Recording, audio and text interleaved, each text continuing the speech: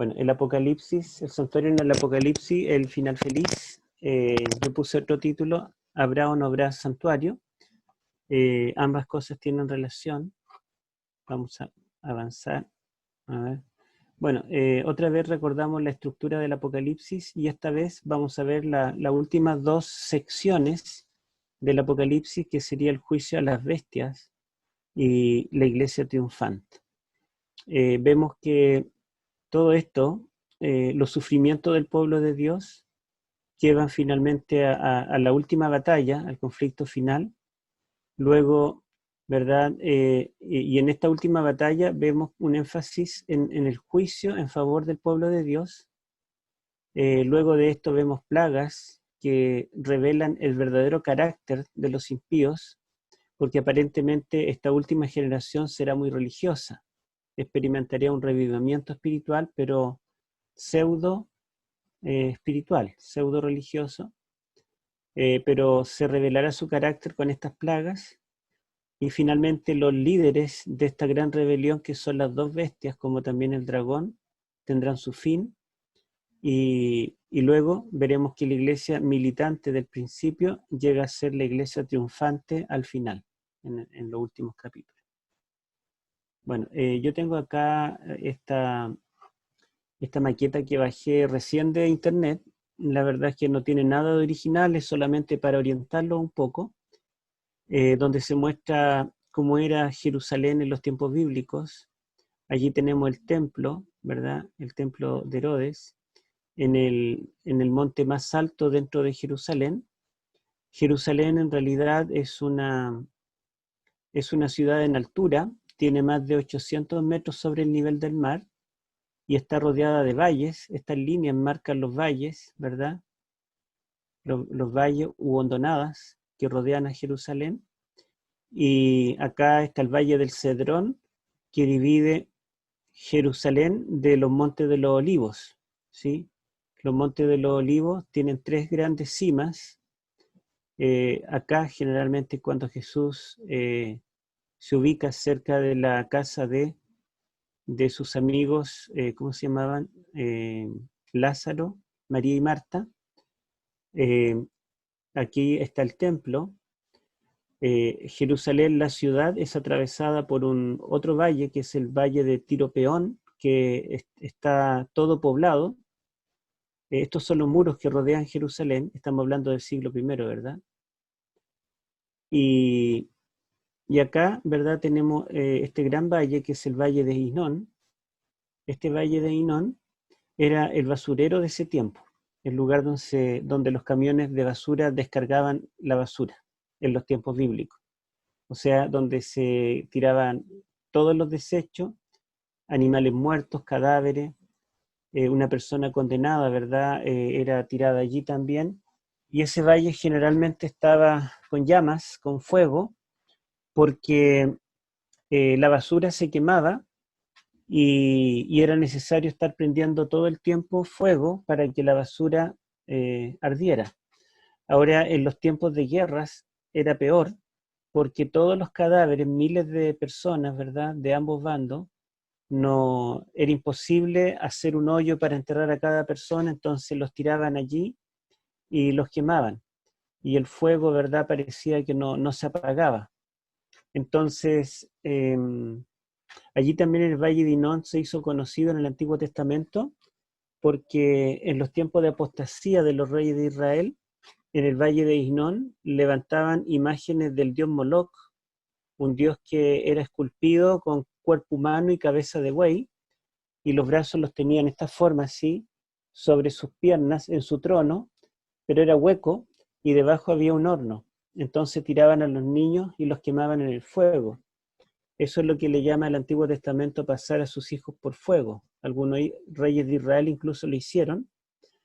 Y entonces el Valle de Hinón está relacionado con esa apostasía, ¿verdad?, de la idolatría de Moloch, pero principalmente el uso principal es que se usaba como un botadero, como un basurero de toda la ciudad, y en los tiempos de guerra, ¿verdad?, ardía ese valle quemando cadáveres. Entonces, este valle pasó a ser una figura del fin. Cuando había una guerra que ponía fin al enemigo, el enemigo era tirado acá y eran quemados, y este valle, el fuego nunca paraba hasta que se consumían completamente los cadáveres. Entonces pasó a ser un símbolo de la muerte eterna. Y acá tenemos que en hebreo, Hinón, que significaría barranco de lamentación, ¿sí? Literalmente, perdón. Y en griego, digamos, en griego, más que traducción, lo que hacen es como una transliteración, una palabra que se pronuncia parecido, y sería geena, geena. Y es una de las palabras que aparecen en el griego del Nuevo Testamento, como esos textos, por ejemplo, y que nuestra Biblia erróneamente la traduce como infierno. Infierno viene del latín infer, infernos, infer significa bajo o debajo, nos es nosotros, el pronombre personal.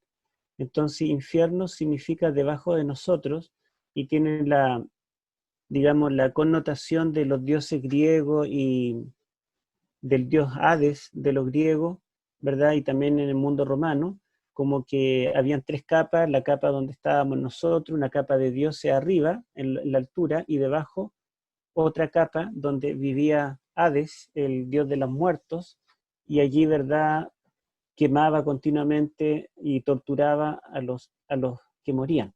Entonces, esa idea no es bíblica, esta traducción no es la mejor, infierno, sino que la palabra infierno, cuando aparece en el Nuevo Testamento griego, la verdad es que debiera entenderse como este valle de Hinón, donde después de una gran batalla, una sangrienta batalla, los cadáveres del ejército derrotado eran quemados allí, y era el fin de ese ejército que habían venido con vida, amenazantes, ¿verdad?, dispuestos a destruir, pero que terminaban siendo cenizas.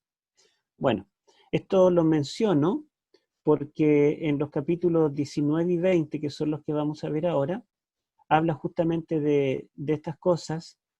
No vamos a detenernos, la verdad es que queremos resaltar solamente los aspectos relativos al templo, pero el capítulo 19 comienza con la alabanza celestial. Recordemos que habíamos leído algunos versículos.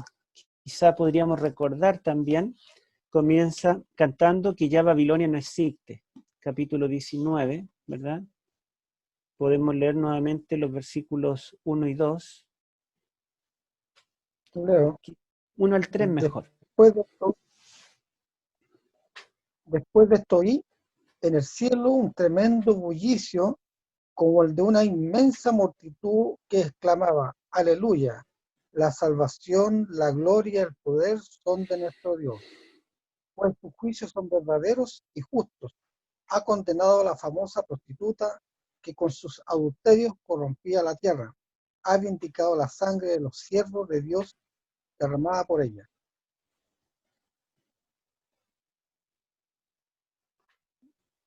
¿Y el 3? Era 1 y 2. Perdón. Y volvieron a exclamar: Aleluya, el humo de ella sube por los siglos de los siglos. Ya. Bueno, ahí vemos que después ve en el cielo este lugar donde ve esta gran multitud, una multitud incontable de seres celestiales. Sabemos que son seres celestiales por el contexto. Todavía los seres humanos no son llevados al cielo, pero en este tiempo, que sabemos que es el tiempo de la sexta plaga, por lo tanto todavía estamos acá. Si nosotros recordamos la sexta plaga, que está en el capítulo 16, desde el versículo 12 hasta el versículo 16, dentro de esa plaga, en el versículo 15, Jesucristo dice: he aquí, yo vengo como ladrón, bienaventurado el que vela y guarda sus ropas, para que no ande desnudo y vean su vergüenza. O sea, Jesucristo está diciendo que Él todavía no ha venido en su segunda venida durante las plagas. Por lo tanto, el remanente, el pueblo de Dios fiel, está todavía en la tierra, y los justos, los justos están, ¿verdad?, todavía esperando el momento de la trompeta final para que Cristo los llame para resurrección de vida. De manera que esa gran multitud que canta en el cielo cuando cae la sexta plaga y Babilonia destruida, son los seres que no han caído, y ellos cantan aleluya. La palabra aleluya solo aparece 4 veces en el Nuevo Testamento griego, y es acá, en el capítulo 19 de Apocalipsis. La palabra aleluya en realidad no es una palabra griega, sino una palabra hebrea, escrita con letra griega, en este caso en el original, transliterada, pero es una palabra hebrea como tantas otras palabras hebreas que utiliza el Apocalipsis. Y esta palabra en hebreo, alelú, significa alabar, y ya es la abreviación de Yahvé o Jehová. Entonces, aleluya significa alabar a Jehová. Esta palabra es común en los salmos, sobre todo en una sección de los salmos que le llaman los teólogos los salmos aleluyáticos, que todos tienen la palabra aleluya generalmente al principio y al final. Así que estos cantos nos recuerdan esos salmos, y los salmos y las alabanzas nos recuerdan también las fiestas del santuario. Ahora, este escenario, el lugar donde están estos seres celestiales, todo el universo no caído, cantando a Dios y alabando porque Babilonia por fin cayó para siempre, el versículo 3 dice que su humo sube por los siglos de los siglos. No es que eternamente el humo va a estar subiendo y vamos a estar tosiendo en el cielo con tanto humo, sino que quiere decir que Babilonia fue destruida para siempre. El versículo 4 menciona que están allí los 24 ancianos y los 4 seres vivientes que se postran, adoran a Dios que está sentado en el trono, y también dicen amén y aleluya. Entonces podemos ver que el escenario de acá es el escenario celestial, el santuario celestial, donde está Dios en su trono, donde están los 4 seres vivientes y los 24 ancianos que fueron vistos desde el capítulo 4 en adelante. En otras palabras, siempre en Apocalipsis, el escenario que representa el centro del gobierno divino es el santuario celestial. Y Dios es el que pone y quita reyes y ha puesto fin a Babilonia. Y ahora que Babilonia no está, se celebran las bodas del Cordero, que es el fin del juicio investigador, cuando el pueblo de Dios queda sellado, ¿verdad?, para vida eterna, y Cristo se compromete con su pueblo en forma definitiva. Y después de esto, vemos lo que dice acá el versículo 11 en adelante. Antes de describir la segunda venida, en el 11 en adelante, nosotros tenemos el acto de Juan de arrodillarse para adorar al ángel. Y es interesante porque esto ocurre 2 veces aquí en el capítulo 22, y aunque, bueno, fue un error de Juan, él debía registrar este error porque el ángel le dice, adora a Dios, ¿verdad? Adora a Dios. Y esto nos muestra que todo el conflicto entre el bien y el mal es un conflicto de adoración, que, ¿verdad? O adoramos a un ser creado, sea Lucifer, sea un obispo, sea una institución, o adoramos a Dios. Y aquí es bien claro, ¿verdad? El ángel, que a Dios hay que adorar. Y justamente el santuario es el lugar de adoración correcta, pero no uno terrenal, sino el santuario celestial. Y el tiempo de adoración correcta es el sábado, en el cual Juan está recibiendo esta revelación. Después de esto describe el jinete del caballo blanco que viene en las nubes, y no vamos a detenernos, ¿verdad?, en todo lo que describe, pero versículos 20 y 21 los vamos a leer. 20 y 21 del capítulo 19. A ver si alguien lo lee.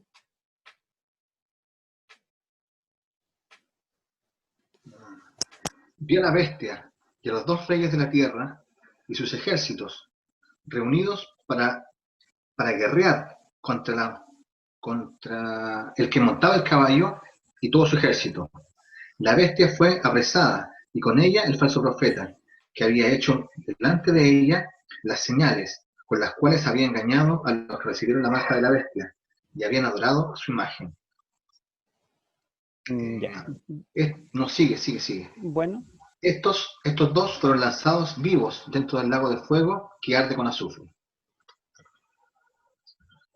ya. Entonces allí, ¿verdad?, que es lo que nos interesa en el fondo, dice que esta contienda final, esta última batalla entre el bien y el mal, esos ejércitos de la bestia, el falso profeta y todos los reyes de la tierra, con todo el armamento moderno, estaban a punto de destruir al remanente final, acabar con él. Sin embargo, dice que viene el jinete del caballo blanco con sus ángeles, también montando caballos y con espadas, y vienen a pelear contra los ejércitos de la tierra. Y dice que todos los ejércitos fueron destruidos y la bestia y el falso profeta fueron capturados y fueron lanzados dentro de un lago de fuego que arde con azufre. Y esto nos recuerda esta imagen, ¿verdad?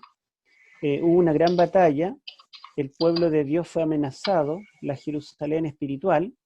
Esto no es en un lugar particular, en la batalla final, sino en toda la tierra, ¿verdad? En todos los países, en todo lugar, se querrá exterminar al remanente fiel a Dios, pero Cristo vendrá en las nubes del cielo y pondrá fin no a un ejército localizado, sino este fin será el fin del mundo. Y dice que los soldados, los ejércitos fueron muertos a espada, y la bestia y el falso profeta, que son los líderes de esta rebelión, fueron apresados y lanzados dentro de un lago que arde con fuego y azufre. Y eso nos recuerda, ¿verdad?, el valle de Hinón. El azufre era usado como combustible justamente para permitir que los cadáveres se quemaran completamente. Es como decir que este ejército, el que venía a destruir, fue el que perdió, y sus cadáveres terminaron acá, en el lago de fuego y azufre. Por lo tanto, en los capítulos 17 y 18 se nos dice que Babilonia, que es el disfraz religioso de la apostasía, es destruido completamente con la sexta plaga. Pero para pelear la batalla final en la séptima plaga, ahora vemos que hay una falsa trinidad, el dragón, la bestia y el falso profeta, que ahora asumen otro rol, otra máscara. Elena de White dice: cuando Satanás no le da resultado una máscara, un disfraz de engaño, rápidamente viste otro disfraz y vuelve a engañar a esa masa que está rebelde contra aquellos que lo engañaron, para que sean otra vez engañados por el enemigo y usados para sus planes. Eso lo dice en el conflicto de los siglos, el capítulo 16, cuando está describiendo que el engaño papal durante 1260 años, ellos se fueron tan oprimidos que se levantaron, se revolucionaron contra el sistema absolutista de la iglesia y de la monarquía, pero dice que inmediatamente Satanás, una vez que la máscara religiosa no le funcionó, se levantó la bestia del abismo, el ateísmo, y Francia se declara nación atea, y bajo, digamos, el mismo líder, Satanás, ellos vuelven a abrazar el engaño y ahora, ¿verdad?, endiosan a la razón. O sea, nunca se vuelven a Dios en el tiempo de la revolución. Primero, ¿verdad?, fueron engañados por una falsa religión. Una vez que se dan cuenta y se rebelan, no se vuelven a Dios, sino que ahora Satanás los vuelve a engañar y se vuelven ateos. Rechazan de nuevo al Dios verdadero. Algo similar pasará durante la sexta plaga. Y ahora Satanás, bajo esta nueva máscara, ¿verdad?, va a unificar a los reinos de la tierra, van a intentar exterminar al remanente final, pero Cristo vendrá en las nubes del cielo a defendernos, y todos los ejércitos de la tierra van a sentir que tienen tanta tecnología y poder armamentístico que podrán vencer a Cristo con sus ángeles. Pero dice que finalmente ellos serán destruidos y los líderes serán lanzados al lago de fuego que arde con azufre. Algo que nos recuerda al infierno. Mala traducción, ¿verdad? Al valle de Hinón, al Gehenna, ¿sí? Ahora, el capítulo 20 dice que escapó uno.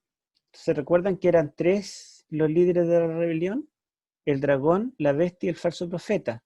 Pero vemos en el capítulo 19 que solo la bestia y el falso profeta fueron lanzados al lago de fuego para nunca más salir de allí. Pero quedó vivo el dragón, quedó uno. Y el capítulo 20, versículo 1, y leamos del 1 al 3, lo podemos leer. A ver quién lo puede leer. Leo, ¿Ya?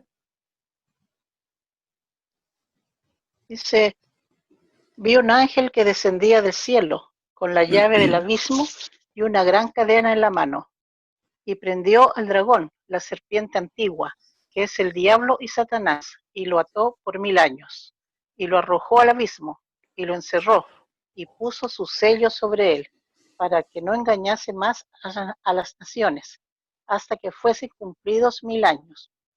Y después de esto debe ser desatado por un poco de tiempo. Ya. Entonces allí vemos que, aunque Satanás sobrevivió a esta destrucción, al fin del mundo, a la segunda venida, dice que él fue prendido con una cadena, fue arrojado a un foso del abismo, y por un abismo tan profundo que él no podría escapar. Esto es el lenguaje metafórico, ¿verdad? Igual que el lago de fuego. El lago de fuego es una forma de decir que Dios destruirá definitivamente el mal. Y encerrar en el abismo es una metáfora, ¿verdad?, de decir que Satanás quedará atrapado en este mundo sin poder salir. Lo lanza supuestamente en un gran foso. ¿Recuerdan ustedes que cuando apresaron a Jeremías en el tiempo de la guerra entre Babilonia y Jerusalén, en tiempos del rey Sedequías, dice que lo lanzaron a ¿cómo se llama esto? Una cisterna vacía, que profunda, ¿verdad? Sin agua, pero lo lanzaron allí para que él no pudiera salir y lo taparon encima, taparon la entrada para que quedara atrapado, y una vez que terminara la guerra, ellos poder sacarlo, juzgarlo y matarlo. Pero dice allí que el mayordomo del palacio, escondido de noche con unos hombres, unos guardias, abrieron la puerta y lo dejaron escapar. Algo similar hicieron los hermanos de José con José, allí en Génesis, que lo tiraron también en una cisterna seca, taparon la entrada y lo tuvieron allí para después sacarlo y matarlo. Pero vino Judá y dijo, bueno, miren, vienen unos mercaderes, mejor vendámoslo. Esta era una forma común de aprisionar a una persona antes de juzgarla, antes de liquidarla. Entonces Satanás fue atrapado, se puso una piedra sobre ese foso y quedó allí por 1000 años, y dice que cuando los 1000 años se cumplan debe ser sacado de su prisión por un poco de tiempo. Y vemos que es sacado de la prisión, versículo 7, leamos del 7 hasta el 10.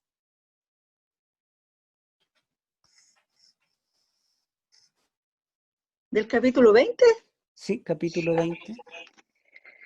Ya, versículo 7 dice, cuando los 1000 años se cumplan, Satanás será suelto de su prisión y saldrá a engañar a las naciones que están en los 4 ángulos de la tierra, a Gog y a Magog, a fin de reunirlos para la batalla, el número de los cuales es como la arena del mar. Y subieron sobre la anchura de la tierra y rodearon el campamento de los santos y la ciudad amada. Y de Dios descendió fuego del cielo y los consumió. ¿El día también? Sí. Y el diablo que los engañaba fue lanzado en el lago de fuego y azufre, donde estaban la bestia y el falso profeta, y serán atormentados día y noche por los siglos de los siglos. Amén. Bueno, entonces, al parecer, o nos pareció que con la segunda venida se libraba la batalla final entre el bien y el mal. Y fueron incluso aniquilados la bestia y el falso profeta que lideraban esta rebelión. Pero durante los 1000 años se llevó a cabo un juicio en el cielo, donde los justos participaron en este juicio.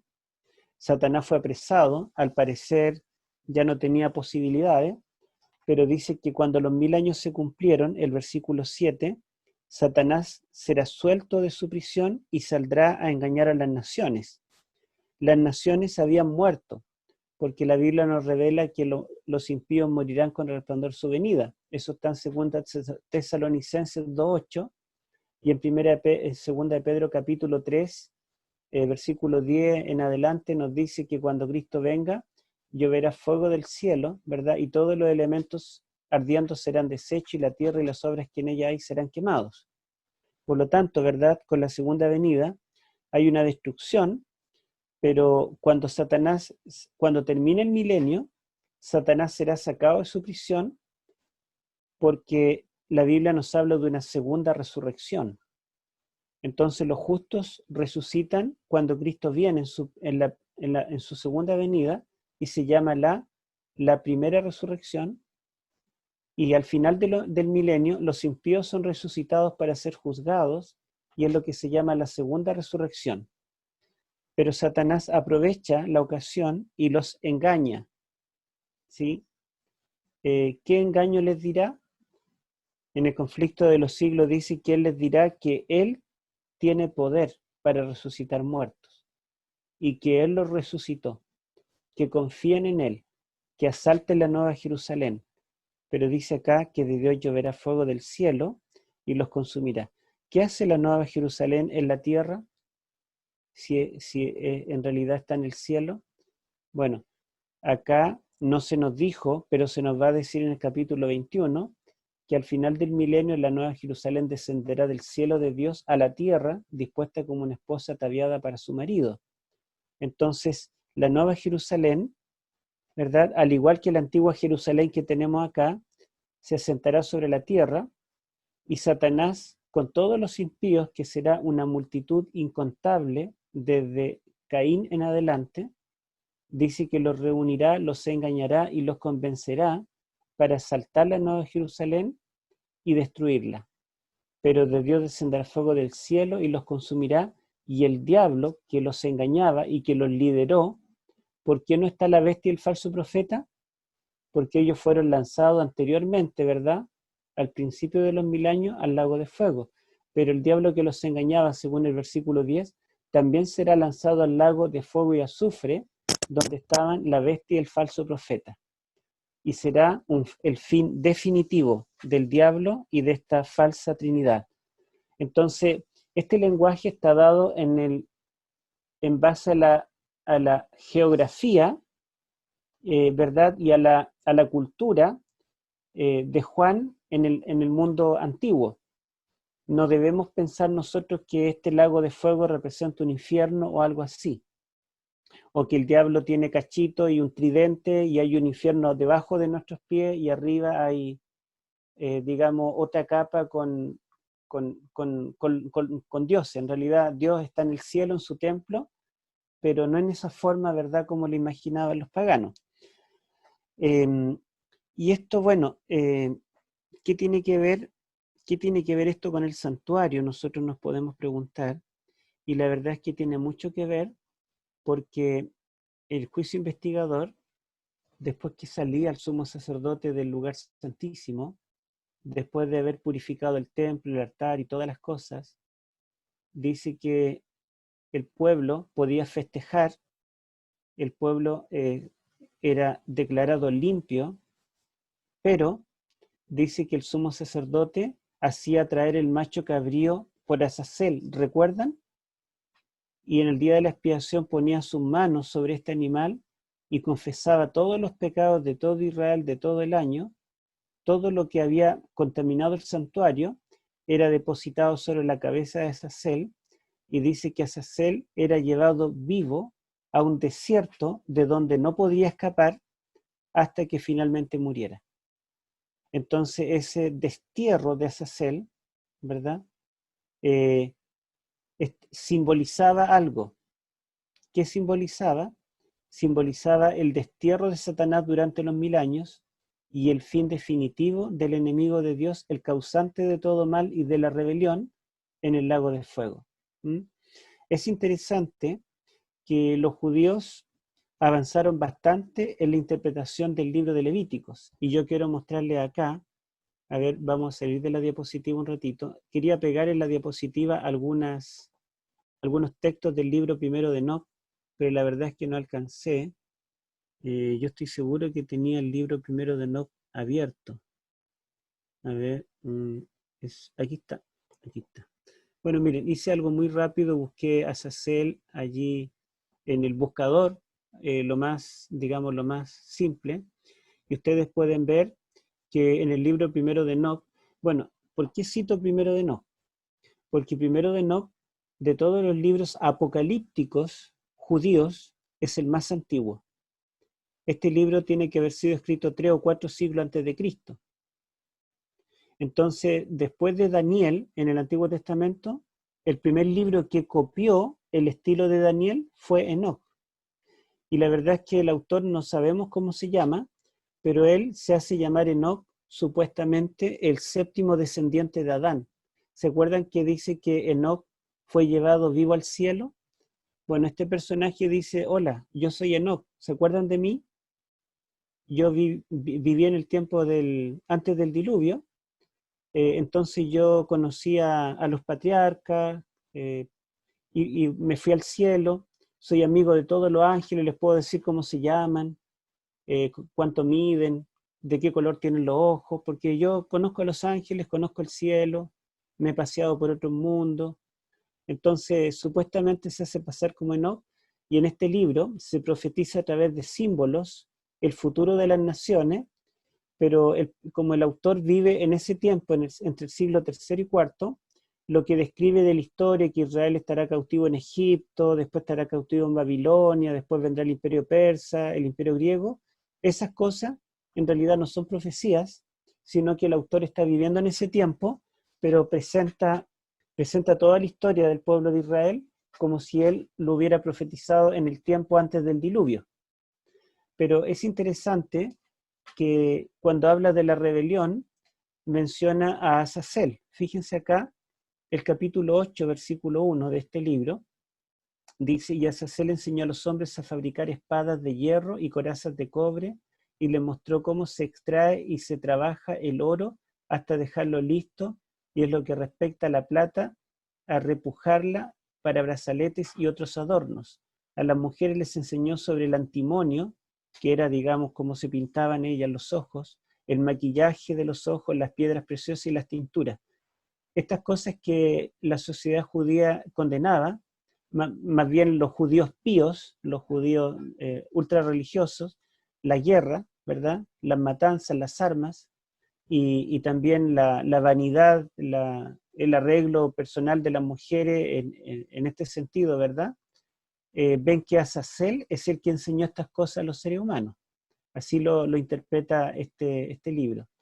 Después en el capítulo 9 dice,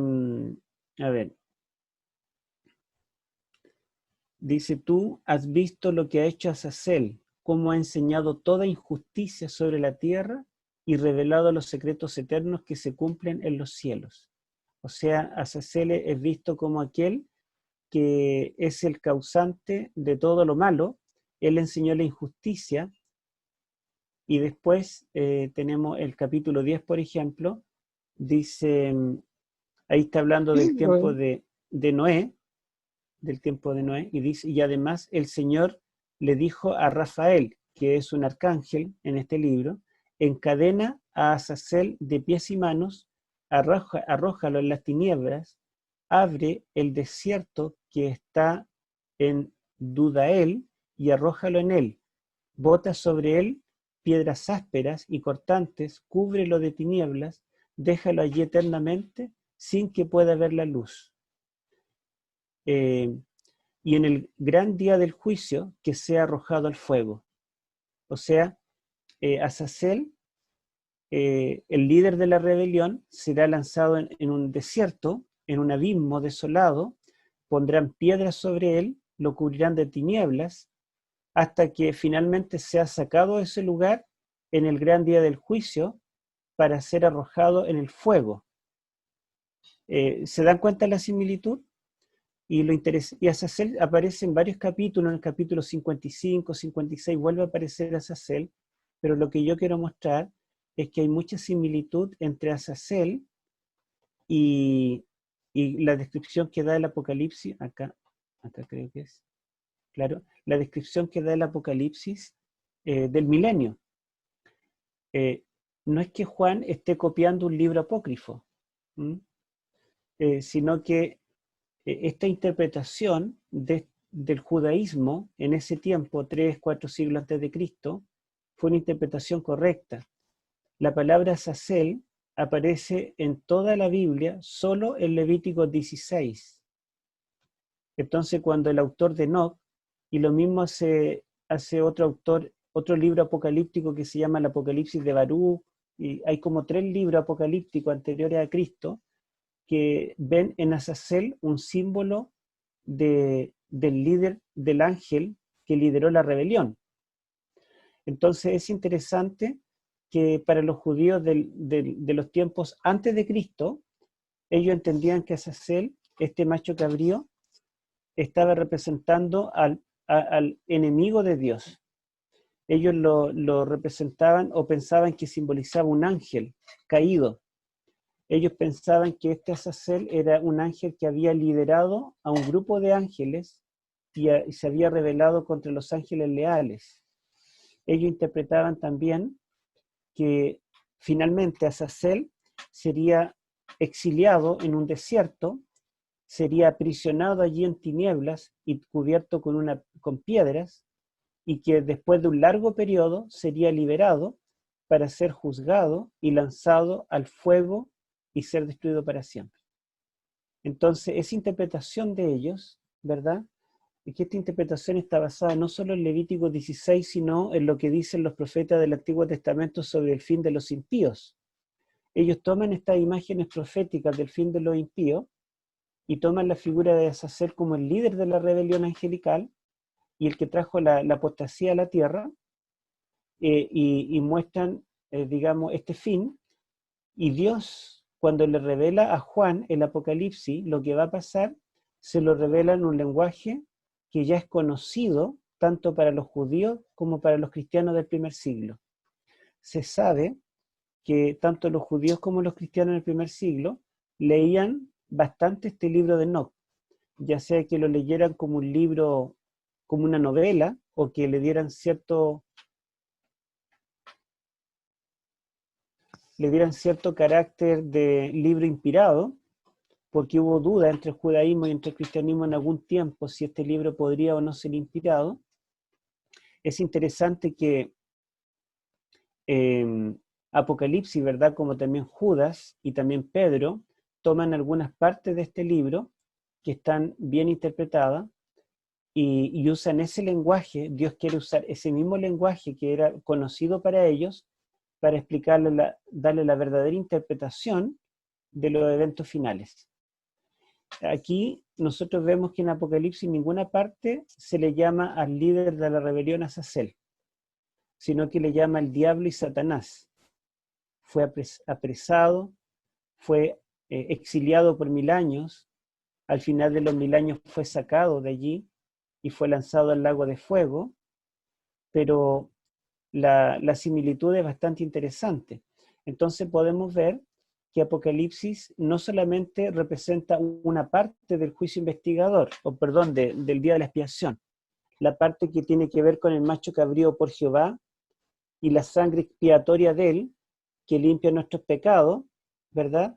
Y permite que celebremos y que quedemos limpios y que el santuario celestial sea purificado de esta rebelión. No llega hasta allí nomás, sino que Apocalipsis muestra también la otra parte, que es la obra del sumo sacerdote con el macho cabrío por Azazel, y que él finalmente recibe los pecados de todos, y que él es exiliado en el desierto, y lo dejan allí para que muera solo.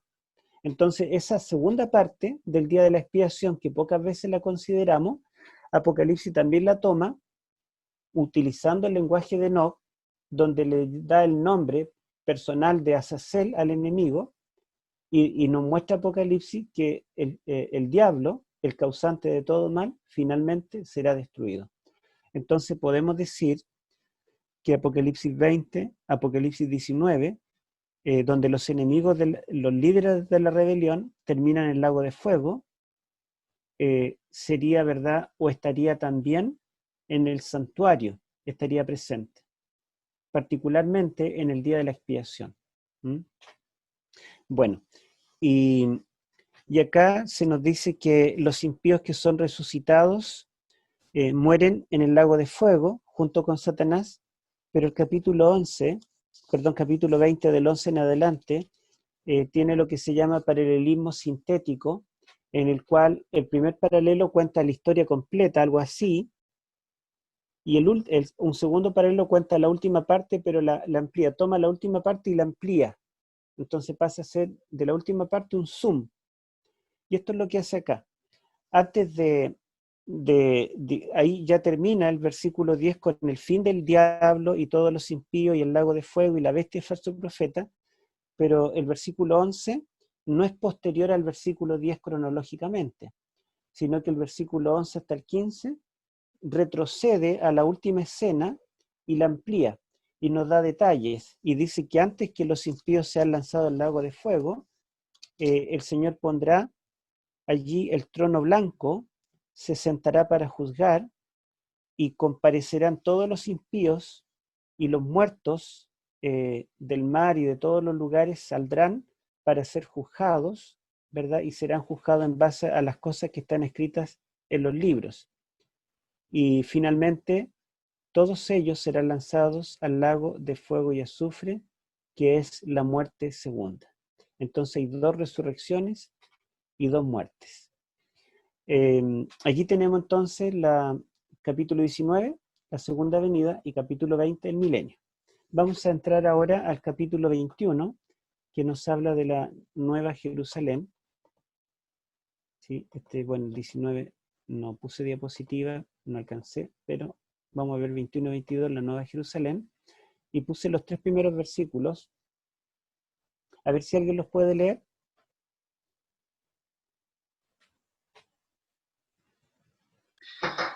Vi un cielo nuevo y Entonces una tierra vi, nueva, porque el primer cielo y la primera tierra pasaron, y el mar ya no existía más. Y yo, Juan, vi la santa ciudad, la nueva Jerusalén, descender del cielo de Dios, dispuesta como una esposa ataviada para su marido. Yo oí una gran voz del cielo que decía: He aquí el tabernáculo de Dios con los hombres, y Él morará con ellos, y ellos serán su pueblo, y Dios mismo estará con ellos y será su Dios. Fui a pedir agua, me imagino que leyeron los 3 primeros versículos. Bien, entonces dice que ve un cielo nuevo y una tierra nueva. Aquí nosotros en Apocalipsis nunca vemos que termina una sección y la otra comienza inmediatamente después. Lo que vemos nosotros en Apocalipsis es que una sección termina completa, pero la otra se superpone, o sea, se engancha con la última parte, ¿verdad? Retoma algo de lo anterior y continúa desde allí. Eso lo vemos en cada sección del Apocalipsis. Entonces, el descenso de la Nueva Jerusalén no es después, sino que es, ¿verdad? Es cuando terminan los 1000 años, pero antes de la segunda resurrección. Por eso es que dice acá que ninguno de los que miente, hechicero, etcétera, entrará a la Nueva Jerusalén, porque ellos serán destruidos, ¿verdad? Antes de que, digamos, podamos decir que comienza la eternidad sin que haya nada malo. Y dice que ve un cielo nuevo, una tierra nueva. El primer cielo y la primera tierra pasaron, el mar no existía más, y Juan ve la santa ciudad, la nueva Jerusalén, y resalta la palabra nuevo, cielo nuevo, tierra nueva, nueva Jerusalén. Después en el versículo 5 Dios dice: he aquí yo hago nuevas todas las cosas. Por lo tanto, esta Jerusalén no es la misma Jerusalén de antaño, que siempre fue vulnerable, que siempre estuvo expuesta a los enemigos, y estuvo expuesta eso desde afuera militarmente, pero estuvo expuesta desde adentro por la misma apostasía del pueblo de Dios. Ahora será distinto, ¿verdad? Porque allí no habrá pecado y no habrá muerte. Y esta nueva Jerusalén, que desciende del cielo de Dios, dice en el versículo 3, que mientras está descendiendo, él escucha una voz del cielo que dice: he aquí el tabernáculo de Dios con los hombres. La palabra tabernáculo es la palabra griega skene, que es la misma que se utiliza en el Antiguo Testamento para traducir la palabra tabernáculo, el tabernáculo de reunión, o también la tienda del encuentro. Skene es la palabra que se utiliza en Hebreos para hablar del tabernáculo celestial. Entonces, he aquí el tabernáculo de Dios está ahora con los hombres. Él morará con ellos Y yo quiero enfatizar que 4 veces repite la idea de que Dios morará con su pueblo. El tabernáculo, la tienda, la morada de Dios está ahora con los hombres. El lugar donde Dios mora, ya no el tabernáculo terrenal que simbólicamente representaba la morada de Dios, sino que el tabernáculo celestial, la morada celestial de Dios, ha descendido porque Dios habitará con los hombres. Y después dice, y Él morará con ellos. Bueno, eso ya lo había dicho acá, ¿cierto? Perdón. Y después repite, y ellos serán su pueblo. Es la misma idea de que ellos estarán con Él. Él estará con ellos estarán con Él. Y después dice, y Dios mismo estará con ellos como su Dios. El que Dios esté con ellos, lo repite 4 veces en estas 4 frases, en 4 formas distintas. Hay un gran énfasis.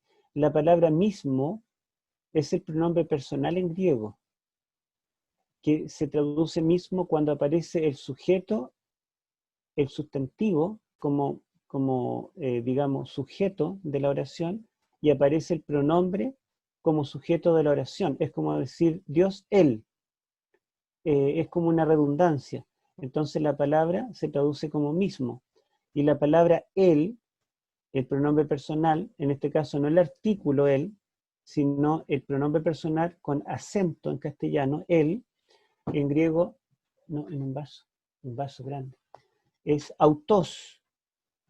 Y de allí que en castellano la palabra automóvil, es un vehículo que anda por sí mismo, sin que lo tiren caballos.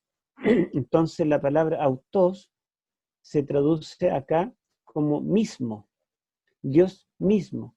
No es necesario en griego colocar el pronombre y el sujeto a la vez, en castellano tampoco, es una redundancia, pero se usa cuando se quiere enfatizar que es Él y no otro.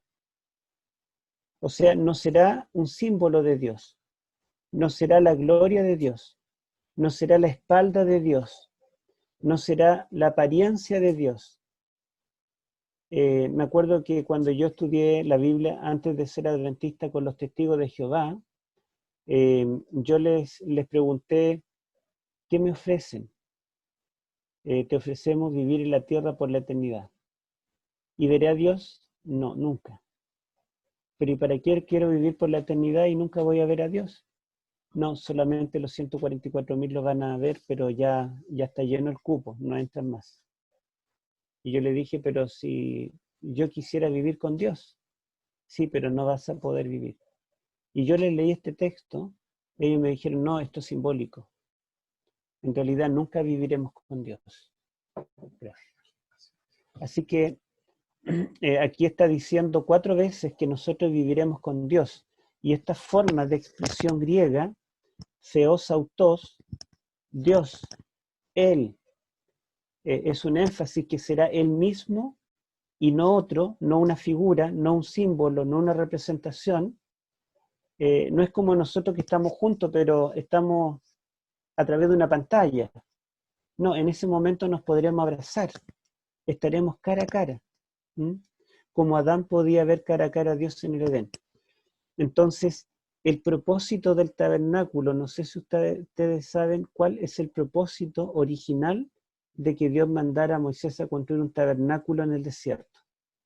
¿A ver, alguien lo sabe? Habitar con nosotros por la eternidad. Y eso era un símbolo de que iba a habitar con nosotros por la eternidad. Amén. Dice en Éxodo 25:8, harán un santuario para mí y habitaré en medio de ellos. Ese era el propósito de Dios. ¿Y por qué?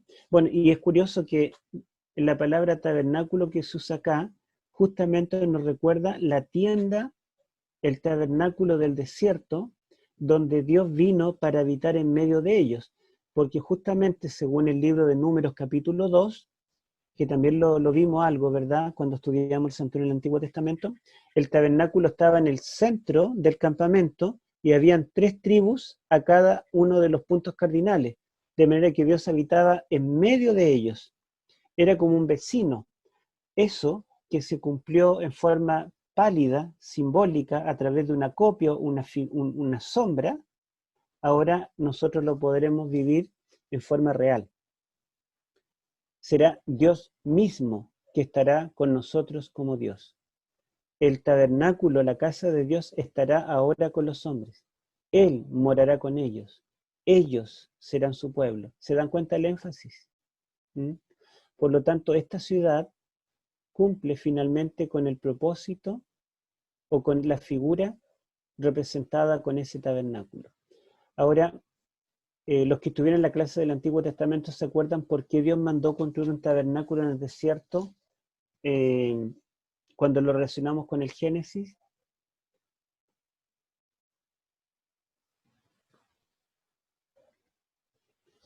Bueno, no lo voy a hacer recordar, vamos a decirlo. Porque en Génesis, cuando Dios creó todas las cosas, el Edén fue el tabernáculo. El Edén era la morada de Dios con el hombre. En ese lugar Dios podía encontrarse cara a cara con Adán y Eva. El Edén tenía 2 compartimentos. El Edén tenía querubines. El Edén cumplía con todas las características, ¿verdad?, que después cumplió el tabernáculo. Y el primer sacrificio no fue hecho en un tabernáculo. El primer sacrificio de la historia humana fue hecho en el Edén. Entonces, el Edén es el primer tabernáculo, el primer santuario donde Dios moró con el hombre. Y puesto que el hombre perdió el Edén por causa del pecado en Génesis 3, de la rebelión que trajo el enemigo, entonces por eso fue necesario que se construyera un tabernáculo en el desierto, para Dios poder morar, aunque fuera indirectamente, con el pueblo. El tabernáculo terrenal solamente fue construido porque el hombre perdió el Edén. Si nunca hubiera perdido el Edén, Adán y Eva no hubieran tenido necesidad de construir un tabernáculo, porque ellos podían ver a Dios cara a cara. No era necesario un tabernáculo donde ofrecer el sacrificio continuo, porque si no hay pecado, si eran santos, no necesitaban expiación, de manera que todas las necesidades que suplía el tabernáculo del desierto eran por causa de la entrada del pecado. Y puesto que ahora ya el pecado ya no existirá más, entonces se restaurará esa morada de Dios con el hombre. Y por eso es que la Nueva Jerusalén tiene tantos paralelos con el Edén. ¿Sí? Vamos a avanzar. A ver si leemos los versículos 9 al 11, si alguien nos puede ayudar. 9 al 11.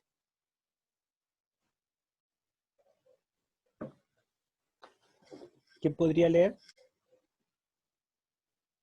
Yo leo. Entonces vino a mí uno de los 7 ángeles que tenían las 7 copas llenas de las 7 plagas postreras, y habló conmigo diciendo: Ven acá, te mostraré la desposada, la esposa del Cordero. Me llevó en el espíritu a un monte grande y alto, y me mostró la gran ciudad, la santa Jerusalén, que descendía del cielo de parte de Dios. Tenía la gloria de Dios, y su fulgor era semejante al de una piedra preciosísima, como piedra de jaspe, diáfana como el cristal. Ya. ¿Se dan cuenta que en el capítulo 21, versículo 1, Juan ve que está descendiendo la Nueva Jerusalén a la tierra? Y pareciera que ya está en la tierra, pero ahora recién en el versículo 9 y 10 dice que él ve que está descendiendo a la Nueva Jerusalén. Y es porque no hay un orden cronológico siempre, sino que cada sección, ¿verdad?, cuando termina y comienza otra, esa otra está enganchándose, retomando parte de lo que la otra hizo. Y en realidad los primeros 8 versículos introducen toda la visión de la Nueva Jerusalén. Entonces, todo lo que viene después, a partir del versículo 9 en adelante, hasta el capítulo 22, versículo 4, todo está introducido en los primeros 8 versículos de este capítulo 21. Pero me interesan estos versículos 9 al 11, porque fíjense ustedes, la pregunta es, ¿quién le mostró a Juan la visión de la Nueva Jerusalén? Uno de los ángeles que tenía las 7 copas de las plagas. Gracias. Esta misma frase, uno de los 7 ángeles... Antes de la plaga. uno de los 7 ángeles que tenían las 7 copas llenas de las 7 plagas postreras. Esta misma frase está en Apocalipsis 17:1. Es el ángel de la 6ª copa, el ángel que le mostró la condenación de la gran ramera Babilonia, el poder del mal representado por una mujer corrupta y representado también por una ciudad llamada Babilonia, la gran ciudad. Y acá este mismo ángel, por contraste, ahora le mostrará el destino de la Nueva Jerusalén, que por una parte también es representado por una mujer, pero es la novia, la esposa del Cordero, y también está representado por la gran ciudad. Aquí dice, me mostró la gran ciudad, la Santa Jerusalén. Entonces las dos metáforas que usó en el capítulo 17 y 18 para representar el fin de Babilonia, ahora las usa, pero por contraste, para mostrar la verdadera esposa del Cordero, la verdadera ciudad santa. ¿Mm? Bueno, entonces ese ángel le muestra, y es interesante que es el ángel que tiene una de las 7 copas. ¿Cómo se dice copa acá en griego? ¿Qué palabra será esta?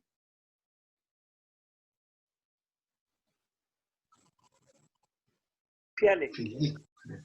Fiale, muy bien, fiale. Esta no es poterium, ¿verdad? Es la fiale, la misma copa que tienen los 24 ancianos y los 4 seres vivientes, llenas de incienso, que son las oraciones de los santos, y que posteriormente, ¿verdad?, fueron llenadas con la ira de Dios. Entonces, esto también es respuesta a las oraciones de los santos. O sea, la destrucción de los impíos es respuesta a las oraciones de los santos, ¿verdad?, por juicio y venganza, pero la recompensa final también es respuesta a las oraciones de los santos. Y estas copas nos recuerdan los vasos de la mesa y el incienso del santuario. Otra vez, ¿verdad?, la terminología del santuario está presente. Bueno, aquí hay todo un contraste, ¿verdad? El ángel lo lleva, en realidad el espíritu lo lleva a un monte alto y grande para mostrarle la ciudad, en cambio ya en el 17 llevado a un desierto, algo contrario, ¿verdad? Esta ciudad descendía, en cambio la mujer estaba sobre una bestia. Esta mujer tiene la gloria de Dios y su fulgor es semejante a piedra preciosísima como piedra de jaspe, diáfana como cristal. Está cubierta con la gloria de Dios y la mujer estaba vestida, ¿verdad?, con ropa provocadora, lujosa, cara, ¿verdad? Ostentaba y estaba ebria. Hay todo un contraste intencional. Bueno, bueno, dejémoslo hasta allí por ahora, pero solo menciono que el jaspe, ¿verdad?, el jaspe es la semejanza del Padre en Apocalipsis capítulo 4, versículo 3, ¿verdad? Por lo tanto, la ciudad tiene este tono en sus muros, en toda la ciudad, porque es el trono de Dios el que está en el centro y es la gloria de Dios la que le da el color y el brillo y la gloria. Bueno, leamos entonces los versículos 15 al 18.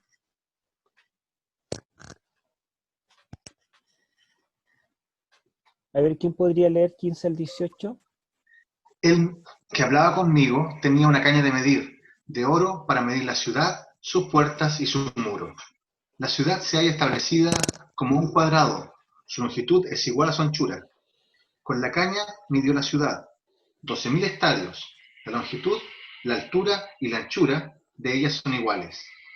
Y midió su muro, 144 codos, según medida de hombre, la cual era la del ángel.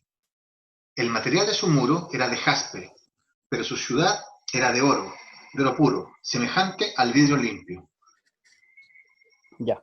Bueno, quiero destacar algunos puntos acá. Dice que el ángel que hablaba con él, ¿qué tenía en la mano? Tenía una copa, ¿verdad? Pero tenía algo más en Una la otra caña de mano. medir. Una caña de medir, de oro. Y es la segunda vez que aparece una caña de medir en el Apocalipsis. ¿Alguien se acuerda en qué otra ocasión apareció una caña de medir? 11:1. 11.1, ¿verdad? Cuando dice que esa vara de medir se le entrega a Juan. ¿Qué debe medir allá? ¿Qué debe El medir en santuario, el el santuario, el altar santuario, y los el altar y adoradores. adoradores? Muy bien, y ahora debe medir la ciudad. Se dan cuenta que primeramente se restaura el santuario y después se restaura la ciudad. Nos recuerda, ¿verdad?, Ezequiel 40 al 48, que se ve que hay una nueva ciudad, una nueva Jerusalén y un nuevo templo. Lo mismo, ¿verdad?, se puede ver en Zacarías capítulo 2. Entonces es interesante que el acto de medir nos recuerda la restauración del santuario de allá del capítulo 11. Otro vínculo, ¿verdad?, entre la ciudad y el santuario. Allá en el capítulo 11 está representando lo que ocurrió mientras estábamos nosotros en la tierra. Algo que ocurría acá, ¿verdad?, en torno a 1844 en adelante. Ya comienza a ser restaurado el santuario celestial, no como edificio, sino vindicado, ¿verdad? Las verdades celestiales son restauradas y ahora hay una restauración completa y definitiva de la ciudad, que es un santuario. Luego, dice en el versículo 16, la ciudad se halla establecida como un cuadro, un cuadrado. La verdad es que la palabra cuadrado quiere decir cubo, porque no, digamos, la limitación del lenguaje en esos tiempos, 2000 años atrás, pero después lo explica, porque dice es un cuadrado, o mejor traducido sería un cubo, porque su longitud es igual a su anchura. Esta ciudad mide 12.000 estadios dice la última parte, la longitud, la altura y la anchura de ellas son iguales, o sea, es un cubo. ¿Mm? Y esto es interesante porque en todos los edificios, palacios, templos, ciudades del Antiguo Testamento, solamente tenemos un edificio que era un cubo. ¿Alguien recuerda? El lugar santísimo del El santuario. santuario. El lugar santísimo, sí. El lugar santo tenía 20 codos de largo por 10 codos de ancho y por 10 codos de altura. O sea, no era un cubo, era un rectángulo, o más bien, ¿verdad? ¿Cómo sería tridimensionalmente? Una figura alargada, porque tenía 20, perdón, 20 codos de largo y solo 10 de ancho, ¿sí? En cambio, el lugar santísimo tenía 10 codos de ancho, 10 codos de longitud y 10 codos de altura. Era un cubo perfecto. Después, cuando Dios reveló a Salomón el nuevo templo, el templo ya definitivo de material sólido, ese templo tenía medidas mucho más grandes, pero aún así el lugar santísimo seguía siendo un cubo, porque el ancho ahora era el doble, 20 codos, pero la altura también eran 20 codos y la longitud también eran 20 codos. Por lo tanto, era un cubo perfecto. Y dice que la ciudad es un cubo, porque su longitud, su altura y su anchura son iguales. De manera que podemos decir que el pueblo podía entrar al atrio, unos pocos representantes del pueblo, que eran los sacerdotes, podían entrar como máximo al lugar santo, y solo uno podía entrar, un representante del pueblo, al lugar santísimo, pero solamente un día en todo el año, y podía ver la gloria de Dios, podía ver a Dios cara a cara y en forma simbólica. Pero ahora todos los redimidos estarán en la santa ciudad, que tiene la forma del lugar santísimo, y podremos ver a Dios cara a cara.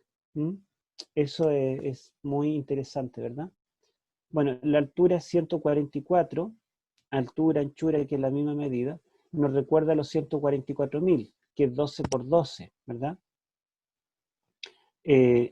el material del muro otra vez menciona que es jaspe, pero la ciudad en sí es de oro puro, pero es semejante a vidrio limpio.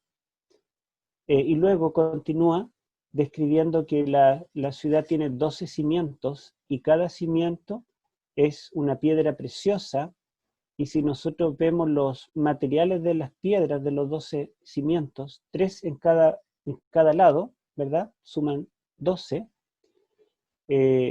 Nos recordamos del pectoral del sumo sacerdote, que tenía 12 piedras preciosas, son las mismas de acá, y las 12 piedras del pectoral del sumo sacerdote también eran 4 por 3, me parece que sí, eran 4 hileras de 3 piedras cada hilera, 3, 3, 3, 3, y acá son 4 lados de 3 piedras cada una, son las mismas piedras, y allá tenían grabado el nombre cada una de cada uno de los hijos de Israel.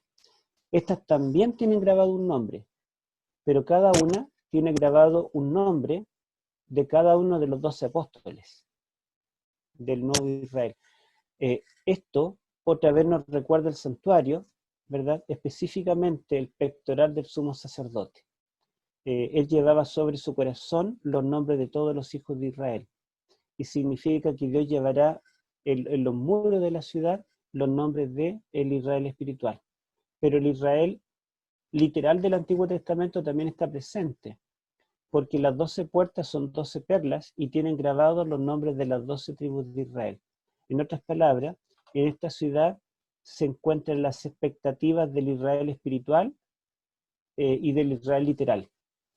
El pueblo de Dios de los dos testamentos habita en la misma ciudad, y esto va en contra de lo que me enseñaron los testigos de Jehová, que un grupo va a vivir allá y los demás en la tierra, o en contra de lo que piensan los dispensacionalistas, que los judíos literales van a habitar la tierra y la iglesia, el Israel espiritual, habitará el cielo.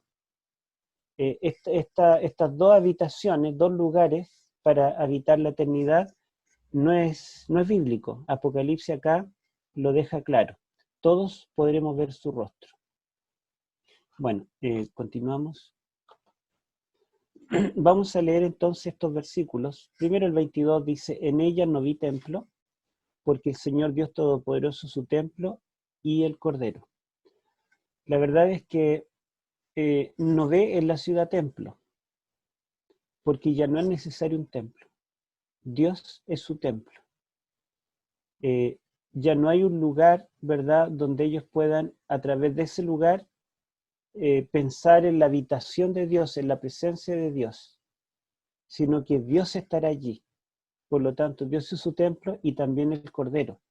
Los dos motivos del templo: la presencia de Dios en medio de ellos y el sacrificio expiatorio, ambas cosas representaban al Padre y al Hijo, que estarán allí en la Nueva Jerusalén, y por lo tanto no es necesario un templo. Bueno, y luego vamos a leer el capítulo 22, los primeros 5 versículos, a ver si alguien nos ayuda con la lectura.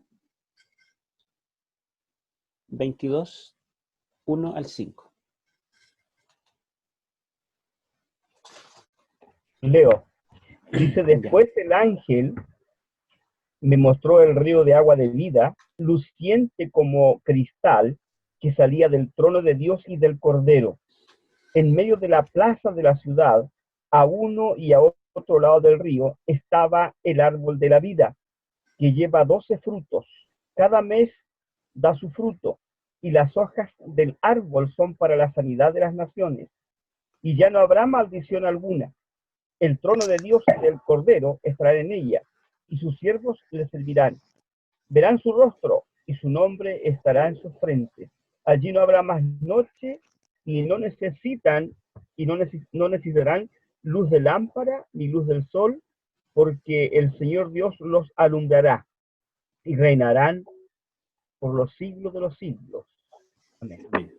Bueno, entonces dice acá que después le muestra un río limpio. Yo me salté algunos versículos porque Juan primero se le muestra la ciudad por fuera, el ángel lo lleva a un monte y desde el monte contempla la ciudad que viene descendiendo y se establece y la describe por fuera, los muros, la ciudad, las puertas. Pero ahora Juan entró, está adentro y caminó hasta la plaza de armas y dice que allí ve que en el centro de la ciudad está el trono de Dios y del Cordero. Entonces dice que del trono de Dios fluye un río de agua de vida. Y este río que fluye del trono, que atraviesa la ciudad por en medio, nos recuerda el Edén. ¿Se acuerdan que el Edén era atravesado por un río de agua de vida? Y que cuando el río salía del Edén se bifurcaban 4 brazos. Bueno, si el capítulo 21 toma la imagen de la ciudad de Jerusalén para representar la morada de Dios con el hombre, el capítulo 22 toma la imagen del Edén para representar la morada de Dios con el hombre. Tanto Jerusalén, que fue la ciudad de Dios, la ciudad donde Dios vivió con su pueblo, como también el Edén es el lugar donde Dios vivió con su pueblo, y dentro de Jerusalén lo más sagrado era el lugar santísimo, y la ciudad misma es como un lugar santísimo. Entonces todas estas imágenes estaban representando finalmente el lugar donde Dios viviría por la eternidad con nosotros. Pero además del río de agua de vida que atraviesa la ciudad, entre paréntesis, hay otra ciudad en la Biblia que es atravesada por un río. ¿Se acuerdan cuál es? Babilonia. Babilonia, ¿sí? Babilonia es la ciudad que intenta imitar el Edén. Leyendo un libro de arqueología, descubrí que Babilonia tenía otro nombre también en los tiempos remotos. Estamos hablando del tiempo cuando recién se fundó Babilonia, se le llamaba también algo así como era como la ciudad del Edén. No me acuerdo exactamente, lo agregué en mi libro de Daniel que lo estoy actualizando ahora, añadí esa cita arqueológica, pero es interesante que Babilonia, al parecer, quiso ser una restauración del Edén, pero hecho por mano humana. Ellos no esperaban que Dios restaurara las cosas, sino que ellos quisieron restaurar las cosas y quisieron imitar lo que Dios había hecho, un Edén, con un río que atravesaba por en medio. Y así como el Edén era un vergel, era un huerto, un jardín, Nabucodonosor construyó jardines colgantes dentro de Babilonia. Babilonia era la ciudad jardín, así que era como una copia del Edén, como dice el himno nacional nuestro, pero ya es otro tema. Bueno, y dice que a uno y otro lado del río crecía el árbol de la vida, que produce 12 cosechas, ¿verdad? Dando cada mes sus frutos. Hoy visité un paciente que me decía que él tenía un limón que le daba 4 veces en el año limones.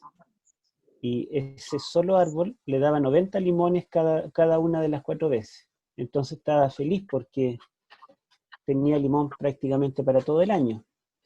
Y no me dio ni uno. No. Pero acá tenemos un árbol que da 12 cosechas, da 12 veces frutos, ¿verdad? La higuera también es noble porque da 2 veces fruto en el año, el higo y la higuera, pero la mayoría de los árboles que conocemos dan 1 vez en el año. Y hay algunos que dan año por medio, pero este árbol da 12 veces frutos. O sea, tendremos motivos para entrar a la ciudad, la capital del planeta, Tierra, entrar cada sábado y cada mes, ¿verdad? Y las hojas del árbol son para la sanidad de las naciones. No habrá maldición.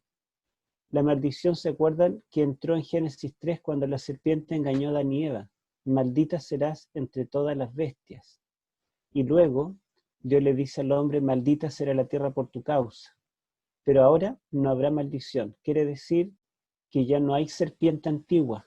Satanás ya fue destruido en el lago de fuego. Y tampoco la tierra tendrá maldición, por lo tanto no producirá espinos y cardos, sino que la tierra volverá a ser un Edén.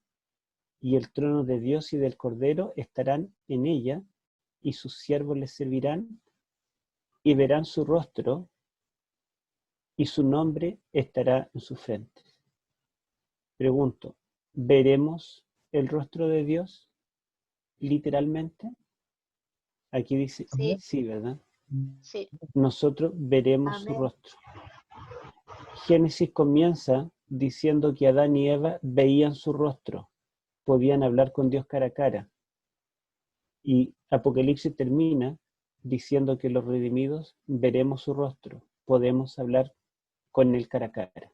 Y termina diciendo que no habrá más noche y no tienen necesidad de luz de lámpara ni de luz de sol, porque Dios el Señor los iluminará y reinarán por los siglos de los siglos. Y esta frase está tomada de Daniel, capítulo 2, versículo 44, donde dice que la piedra que fue cortada sin mano del monte y que destruyó la imagen, esa piedra dice que se transformará en un gran monte que llenará toda la tierra y permanecerá por los siglos de los siglos. Y luego en el capítulo 7, versículo 14, dice que el Hijo del Hombre recibirá el reino, el poder y la gloria por los siglos de los siglos. Entonces esta frase está uniendo Daniel 2, el reino de la roca, con Daniel 7, el rey de ese reino, que entre paréntesis, los tres climas, Daniel 2, Daniel 7 y Daniel 12, nos están mostrando Daniel 2 que finalmente el reino de Dios, que fue invadido por Babilonia, ¿verdad? En el año, Daniel capítulo 1, 1 y 2, en el año tercero de Joacim, rey de Judá, vino Nabucodonosor, rey de Babilonia, a Jerusalén y la sitió. Él sitió Jerusalén, pero el capítulo 2 dice que el reino será restaurado. Y dice, y Joacim, ¿verdad? Joacim fue subyugado, el rey. Pero el capítulo 7 muestra que el rey del reino de Dios, él reinará por los siglos de los siglos. Y después el pueblo, ¿verdad? Y el templo es profanado. Los vasos serán tomados de allí. Pero Miguel finalmente se levantará de ese templo cuando termine de restaurar el santuario celestial. Por lo tanto, los tres elementos que Nabucodonosor atacó, profanó o destruyó serán restaurados. En Daniel 2, el reino; en Daniel 7, el rey, la monarquía; y en Daniel 12, el santuario. Y reinarán por los siglos. Y tenemos en el capítulo 12, una vez que termina la visión, porque aquí termina la visión, tenemos el diálogo típico que viene entre el profeta y el ángel, en el cual se le dan más detalles de la visión. Ya termina la visión, pero Cristo anuncia su segunda venida, que a Juan le alegra porque sabe que su segunda venida trae el cumplimiento de todas estas promesas. Pero antes de que él venga, le dice que va a llegar un momento en que va a ser definitiva, ya va a estar definido el destino de la humanidad. Fíjense que en el versículo 11 le habla de una decisión judicial, y es en el 12 donde describe su venida. Por lo tanto, el juicio, o más bien toda esta recompensa que Dios va a traer, Cristo traerá, va a ser precedido por un juicio investigador, un juicio previo a la venida del Señor. Y aquí dice: el que es injusto sea injusto todavía, el que es impuro sea impuro todavía, el que es justo practique la justicia todavía, y el que es santo santifíquese más todavía. He aquí yo vengo pronto, y mi galardón conmigo, para recompensar a cada uno según sea su obra. O sea, el galardón, la recompensa del juicio, será traída con la venida de Cristo. Allí va a ejecutar el juicio. Pero la decisión judicial y la investigación será previa, ¿verdad? Él declarará justo a algunos y declarará, ¿verdad?, impíos, impuros a otros, y luego vendrá y traerá el galardón, que ya se va a poder entregar porque ya estarán definidos los casos. Cuando Cristo venga a las nubes del cielo, dice que enviará a sus ángeles y ellos tomarán a los escogidos. ¿Por qué? Porque ya fueron escogidos. ya fue decidido quiénes debían ser llevados. Y bueno, esa es la última diapositiva que pusimos, ¿verdad? No sé qué dice acá. ¿Paré de compartir? ¿Está bien? Sí. Bueno, entonces, la visión final, las últimas dos visiones, la sexta visión, que sería capítulos 19 y 20, nos muestra que esta falsa trinidad termina para siempre en el lago de fuego, y esto nos recuerda la segunda parte del día de la expiación, cuando Azazel finalmente es destruido. No solamente se acaba el pecado, sino que se acaba también el originador del pecado. Y el capítulo 21 y 22, que es la visión de la Nueva Jerusalén, tiene imágenes tanto del santuario, del tabernáculo, específicamente del lugar santísimo, como también imágenes del Edén, que el Edén es el primer templo en el cual vivió el ser humano con Dios antes de la caída. Y el otro templo, el tabernáculo terrenal, fue necesario solamente por causa de la entrada del pecado. Y esta historia es real y tiene un final feliz. Bueno, vamos a